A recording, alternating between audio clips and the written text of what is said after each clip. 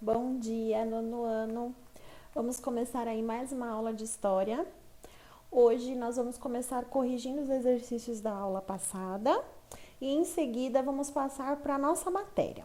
Então eu convido todos a abrirem as apostilas lá na página 72 e nós vamos corrigir os exercícios que nós já fizemos até então. Então vamos começar. O exercício 12, ele pede que a gente releia o material e conceitue essas 5 questões que estão propostas aí. Então, vamos começar com o que seriam os sovietes. Os sovietes, pessoal, eram comitês de soldados, operários e camponeses, todos contra o regime czarista, né? E que lutavam aí para colocar a Revolução Socialista em prática, né? Então, eles eram grupos, associações ou comitês que uniam integrantes dessas 3 classes sociais ainda durante o regime czarista. A segunda questão era a Duma. A Duma, pessoal, foi a Assembleia Legislativa que tecnicamente ia convocar eleições para que a Rússia tivesse um parlamento. Isso também acontece durante o regime czarista, né? O czar, o imperador Nicolau II, convoca a Duma, dando a entender aí que ele faria uma monarquia parlamentar, que ele faria um parlamento, mas na verdade isso nunca aconteceu. A terceira palavra seriam os bolcheviques. Os bolcheviques, pessoal, eram uma parte dos integrantes do partido que surgiu ainda também no regime czarista, da monarquia absolutista russa, esse partido chamado de Operário Social Democrata Russo, e essa parte do partido era liderada aí por Lenin, lembrando que eles também eram a parte do partido que acreditava numa revolução mais bruta, né, a favor das armas. A quarta seria o que é as teses de abril, ou o que foram as teses de abril. As teses de abril foram um documento que foi feito pelo próprio Lenin, né? E que evidenciava nesse documento a frase mais famosa, que veria a ser depois o lema da Revolução Socialista Russa, que é paz, terra e pão. Era onde Lenin atendia aos 3 pedidos da população russa, que era a paz, para a Rússia sair da Primeira Guerra, a terra, que era a reforma agrária, e pão, que era a distribuição de alimentos, já que a Rússia enfrentava aí a fome desde muito tempo. E a última seria o que foi a NEP. A NEP, pessoal, é uma sigla que significa Nova Política Econômica. E essa nova política econômica foi proposta pelo Lenin já no governo, né? Já havia sido dado o golpe e a revolução já havia se iniciado. A Revolução de Outubro estava concluída e essa NEP visava aí uma industrialização maior para a Rússia. De que maneira, pessoal? Adotando práticas capitalistas nesse primeiro governo, nesse início de governo socialista, para que a Rússia então pudesse ter uma situação econômica favorável para que o regime socialista pudesse ser implantado aí em definitivo. Na questão 13, nós temos um trecho de um texto escrito por Lenin, para que a gente possa ler e analisar. E aí a questão pede que, com base no texto e nos nossos conhecimentos, a gente explique o que era a NEP e qual o impacto para a economia russa. Então, a gente quase já fez essa questão na 12, né, na última palavra da 12, mas ainda há umas questões a se considerar, já que a gente tem que falar sobre o impacto na economia. Então, vamos lá. A NEP, então, foi uma estratégia do Lenin para modernizar a indústria russa, toda a infraestrutura, na verdade, da Rússia, né? Então, não era só indústria, transporte, tecnologia de maneira geral, né? Energia, saneamento, em meio a esse governo socialista. Esse fato impulsionou o surgimento de várias indústrias na Rússia e eles tiveram dessa maneira um gradativo, ou seja, foi bem devagar um desenvolvimento econômico para essa nova União Soviética. Certinho? A próxima questão, ela tá lá na página 73, é a questão de número 14, e o enunciado dela é o seguinte: descreva a função dos sovietes supremos e sua relação com o Partido Comunista da União Soviética, o chamado PCUS. Então, o que eram esses sovietes supremos, né? Os sovietes supremos, pessoal, eram um grupo de representação formado por membros das áreas rurais, das áreas urbanas e das repúblicas que pertenciam à União Soviética, ou seja, dos territórios que eram outros países, mas que com o aumento do território através de conquista durante a monarquia absolutista agora faziam parte da União Soviética e também eram convidados, a gente sabe que com certa força, a se unir à União Soviética. Esse grupo administrava o governo da Rússia, né? E a relação com o Partido Comunista era bastante harmoniosa, uma vez que o presidente do partido também era presidente dos sovietes supremos. Nós vimos isso, né? A gente está falando do Lenin, né? Ele era presidente do partido e, ao mesmo tempo, era presidente dos sovietes supremos. Para quem ainda não entendeu, o soviete tinha o grupo soviete do pessoal da área rural, tinha o grupo soviete da área urbana e tinha o grupo soviete das repúblicas que aderiram à União Soviética, que se uniram a eles. Então, cada soviete tinha seus representantes. Eles escolheram 1, 2 ou 3 de cada um desses grupos e formaram, então, o Soviete Supremo, para que pudessem, então, de alguma maneira, serem representados nesse governo. É parecido com um parlamento ou um senado, parecido, tá? Mas ele tem esse nome porque está inserido dentro desse governo socialista da União Soviética. E a questão 15, ela pede para a gente explicar qual era a divergência ideológica, ou seja, qual era a diferença na ideologia defendida por Trotsky e na ideologia defendida por Stalin. Uma coisa que eu vou deixar bem clara antes de corrigir esse exercício é que os dois acreditavam na ideia da Revolução Socialista. Mas havia uma diferença entre os dois, e é isso que a questão está pedindo. Qual era? Então vamos lá. Para Trotsky, a União Soviética deveria se dedicar à ampliação internacional da Revolução Socialista, ampliando o número de nações que compartilhavam do mesmo regime político. Vamos explicar essa frase. O Trotsky, pessoal, assim como eu expliquei na outra aula, ele acreditava na Revolução Socialista em âmbito mundial, né? Ele acreditava que essa revolução deveria sair da União Soviética e abranger todas as nações do mundo. Voltando. Para Stalin, a necessidade da União Soviética era fortalecer a revolução internamente para que posteriormente se iniciasse uma expansão internacional. Então vamos explicar essa última frase. Para Stalin, pessoal, ele não acreditava que eles já podiam retirar essa ideia da Revolução Socialista de dentro da Rússia e passá-la para o âmbito mundial. Ele acreditava que era necessário primeiro fortalecer as bases da Revolução Socialista no território russo, no território da União Soviética, para depois poder fazer a expansão internacional. Na aula de hoje vocês vão entender o porquê que ele defendia essa ideia. Certinho? Bom, nós terminamos a correção dos exercícios dissertativos. Agora nós vamos para os exercícios de assinalar. Eu vou corrigir com vocês o exercício 21, que ele está lá na página 77, certinho?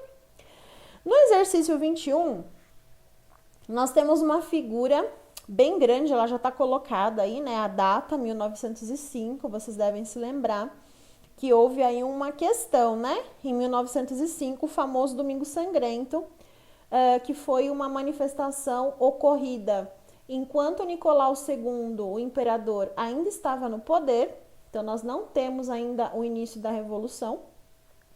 E esse episódio foi o massacre proporcionado aí por uma ordem do Nicolau, que mandou atirar, fuzilar nas pessoas que estavam na frente lá do palácio. E aí a pergunta pede o seguinte, para a gente assinalar a questão correta dentro dessa ideia do Domingo Sangrento, como ele contribuiu para a Revolução, né? A questão correta entre essas 5 alternativas é a E, tá? Esse momento da história, o Domingo Sangrento, contribuiu para a formação aí do contexto, né, do cenário revolucionário, na medida que ele gerou uma profunda indignação na população russa e fortificou o movimento como o dos sovietes. Ou seja, pessoal, a atitude do Nicolau II deu ainda mais razão para as ideias revolucionárias dos então sovietes que estavam se formando, né? Os grupos que estavam se formando, e aí a própria população vai então abraçar a ideia e ajudar na Revolução e na queda da monarquia. E a próxima questão que eu pedi foi na aula retrasada, vamos corrigir, que é a 24, ela tá lá na página 79, e o enunciado dela é um pouquinho grande, mas nós vamos ler juntos. A Revolução ocorrida na Rússia de 1917 teve 2 momentos vitais, fevereiro e outubro. Esses 2 meses marcaram a ascensão de partidos políticos que tinham em comum a ideia de que o czarismo era uma forma anacrônica de poder e, por essa razão, deveria acabar.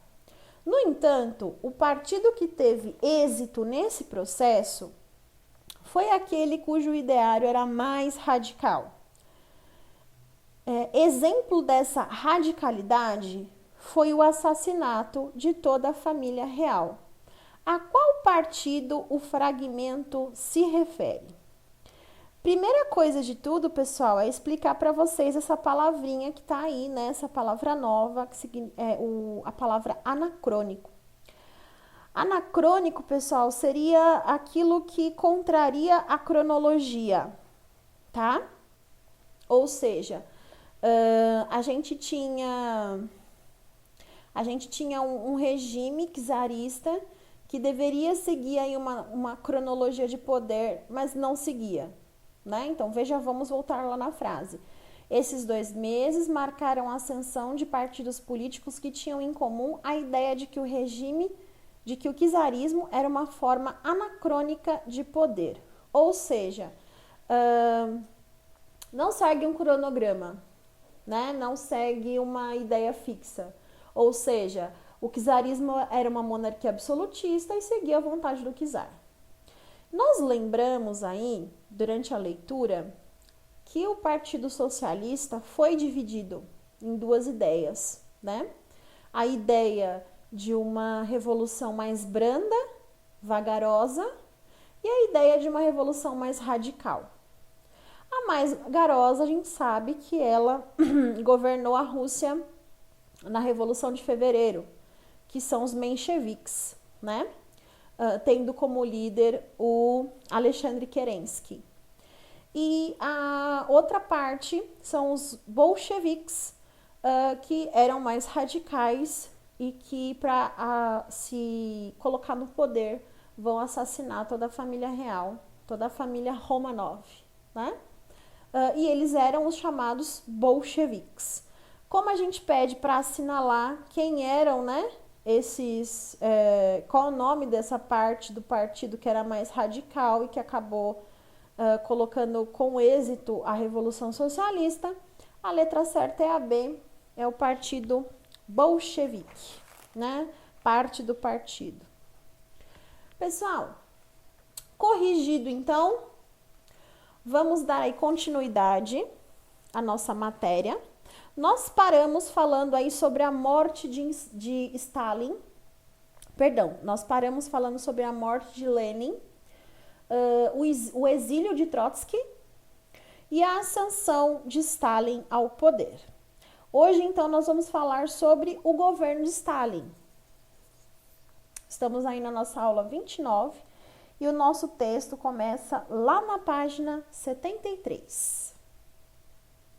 Bom, pessoal, estamos aqui na página 73 da nossa apostila, né? Então, vamos dar aí continuidade.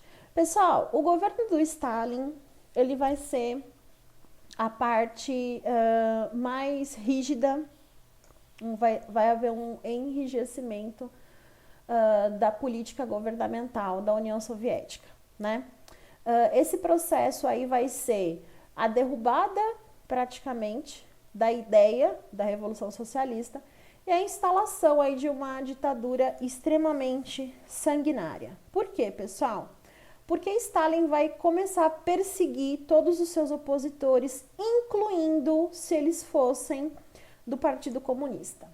Então, isso não vai bloquear, mesmo tendo as mesmas ideias, se eles fossem opositores a qualquer coisa que o Stalin julgasse necessário ser colocado em prática, esses homens iam ser perseguidos, massacrados. Então, nós temos aí, de uma maneira geral, como o próprio texto traz para nós, uma concentração de poder na mão do Stalin e da cúpula dos seus apoiadores, os sovietes. Lembrando que os sovietes, eles têm que apoiar o Stalin para sobreviver. Se eles não apoiam, então eles estão fora, eles vão ser perseguidos também, tá?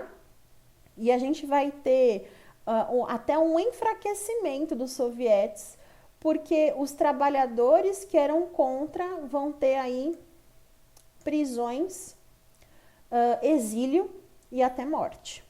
E é por isso que a gente vai chamar esse momento, esse governo de stalinismo, né? Por quê?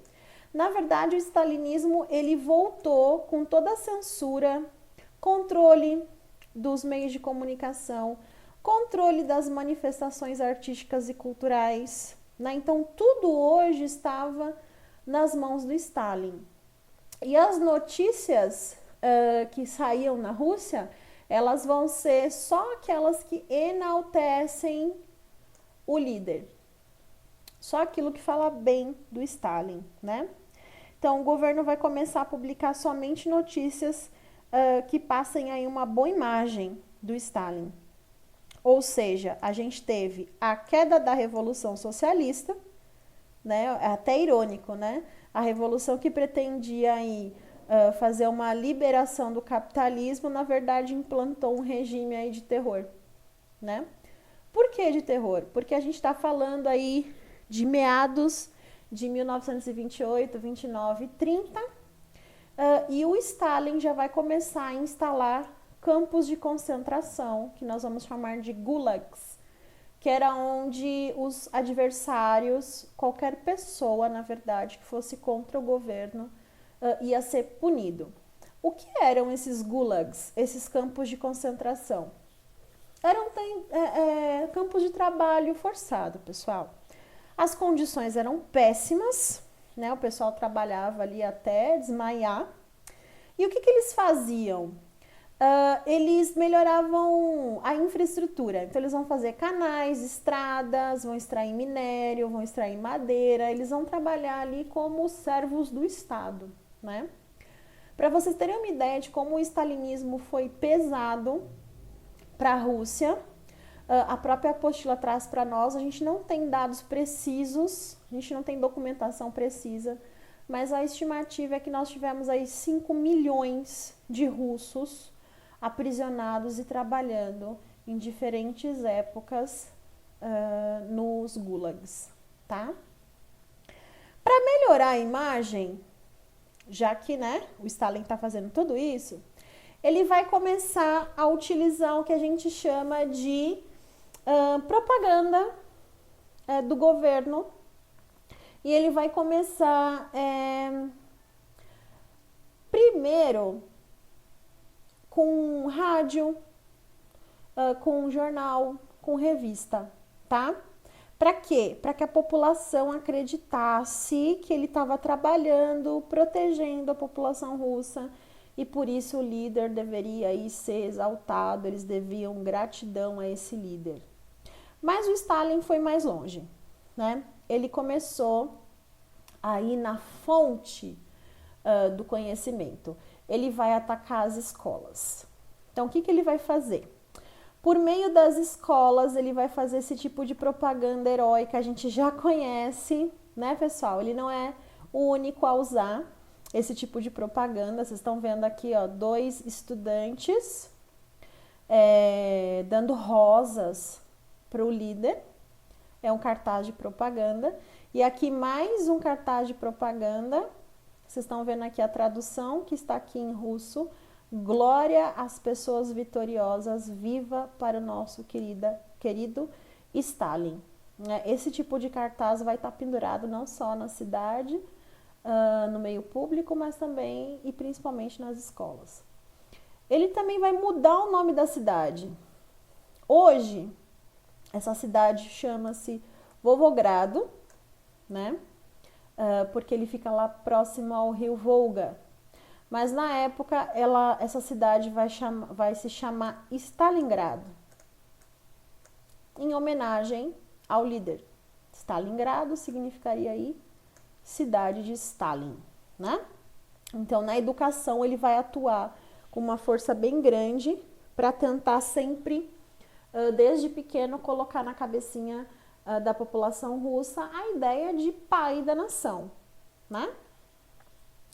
Na economia vão ficar muito famosos os planos quinquenais. Por que os planos quinquenais, pessoal? Porque o Stalin deu prioridade para as indústrias de base militar, né? Indústrias de base e militar. O que são indústrias de base e militar, pessoal? São as indústrias que vão gerar um desenvolvimento muito grande no setor econômico. Então, a gente vai ter a siderúrgica, a indústria de petróleo, a indústria de máquinas pesadas, ou seja, indústrias que produzem, que fabricam máquinas, principalmente agrícolas, usinas hidrelétricas e indústrias bélicas de armas, de uma maneira geral. Ele vai, nos planos quinquenais, ele vai investir muito nessas áreas, para que a Rússia tenha mesmo um desenvolvimento econômico bem grande, tá? Tô lá na página 74, pessoal. O engraçado, pessoal, é que essas indústrias de base, na verdade, elas produziam só o mínimo para que a população continuasse nem viva, né? Sobrevivendo, né? E ao mesmo tempo, olha que irônico, a apostila até traz para nós aqui, ó. Ironicamente, a Rússia se tornava a maior produtora mundial de tratores para a agricultura. Olha que interessante. Eles não tinham o suficiente para poder alimentar a população de uma maneira correta, mas como eles investiam muito aqui, ó, nas indústrias de base, nas máquinas pesadas, eles eram os maiores produtores de tratores para a agricultura. Então, olha só que irônico, né? Eles produziam e vendiam para outros países, mas eles não usavam no próprio país, né? Uma outra coisa que o Stalin fez também foi a divisão de terras, né? Então, as fazendas que antes eram para os camponeses, né, que o Lenin fez essa distribuição de terras, agora todas vão ser do Estado, né? E vai haver uma divisão. Eles vão ter as fazendas coletivas, que é a terra onde todos podem plantar, e as fazendas do Estado, que é a produção que vai ser vendida externamente. Só que os camponeses não ficaram satisfeitos com isso, né? Eles não vão ter como sobreviver no rural e vão ter que se mudar para a parte urbana. Eles vão estar extremamente miseráveis nesse momento. É claro que eles vão tentar lutar contra isso, mas eles vão ser aí massacrados pelo próprio Stalin. E vão ser enviados para os campos de concentração também. todos aqueles que não quiserem colaborar. É claro, pessoal, que esses conflitos, como eu falei para vocês, vai piorar ainda mais, né? Como eles estão numa pequena guerra civil, podemos dizer assim, entre o exército e a população rural, nós vamos ter uma queda muito grande na produção de grãos. Isso vai gerar um impacto aqui em cima, ó, pessoal, na produção de ração animal, e eles vão perder milhares de cabeças de gado, ou seja, eles já passavam fome antes, eles vão passar mais fome agora, ou seja, nesse momento na Rússia nós vamos ter milhares de mortes por fome, por causa da fome, tá? Isso a gente está falando da União Soviética, tá? Ou seja, não é só da Rússia, é das repúblicas que aderiram também à União, né? Bom, tentando aí melhorar ainda mais essa ideia de indústria, o que eles vão fazer? Eles vão atuar ainda mais na educação. O que eles vão fazer na educação, né? Já faziam essa ideia aqui que a gente viu, dos cartazes de propaganda. O que eles vão fazer? Eles vão transformar a educação. Primeiro, eles precisavam combater a questão do analfabetismo. Isso eles vão conseguir fazer. E depois, pessoal, eles vão tentar combater o problema do êxodo rural.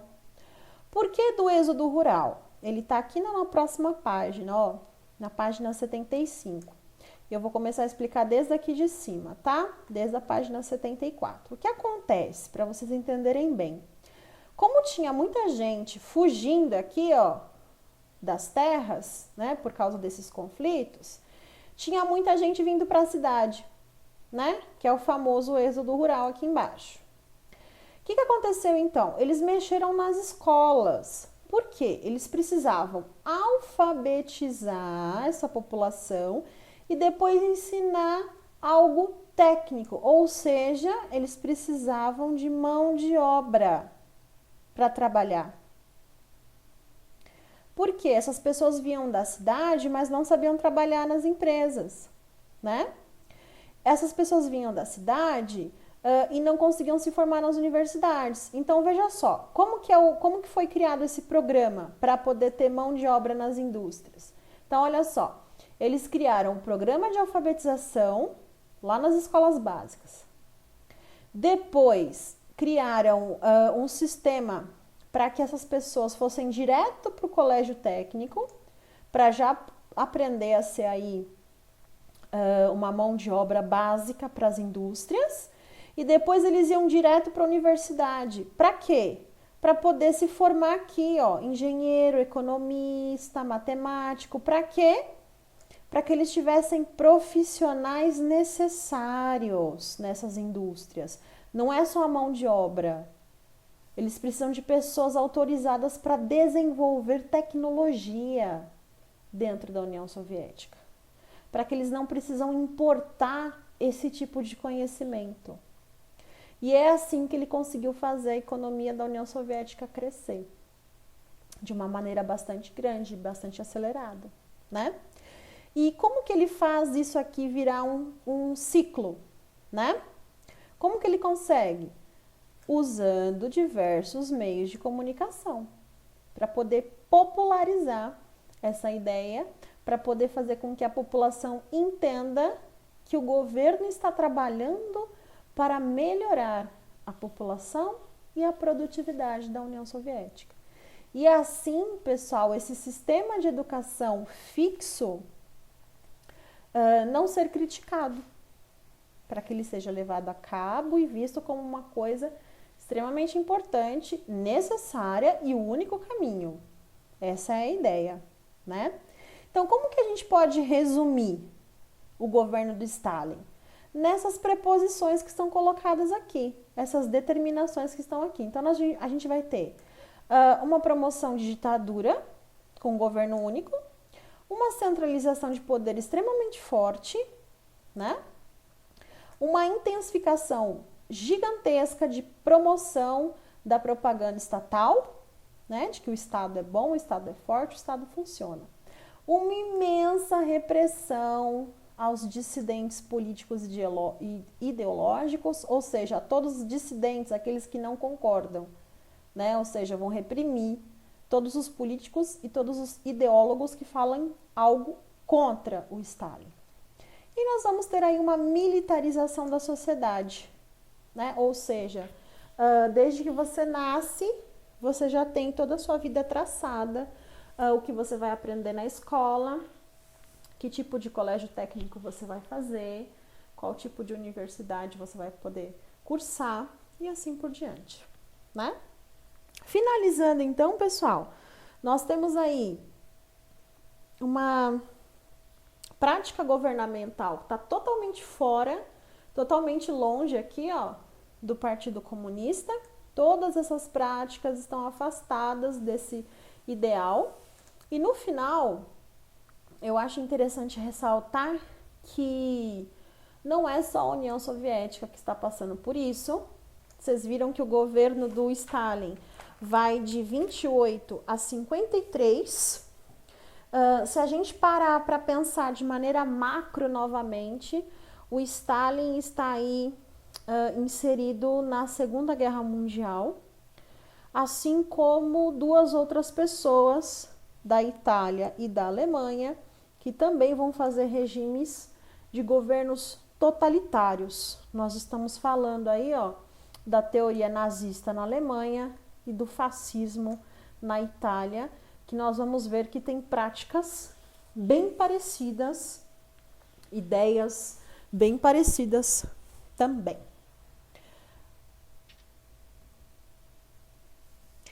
Então, pessoal, essa foi a nossa aula de hoje. Falamos aí sobre o governo do Stalin, né? Se vocês tiverem alguma dúvida sobre essa matéria, eu peço que vocês entrem em contato comigo através da Senec Digital. Todos os nossos deveres vão estar disponíveis no post onde tem o vídeo dessa aula, é só olhar ali em cima. Esse post também é um post de atividade, ou seja, os deveres devem ser anexados aqui, certinho? Eu espero que vocês tenham gostado. Até a próxima aula e tchau, tchau!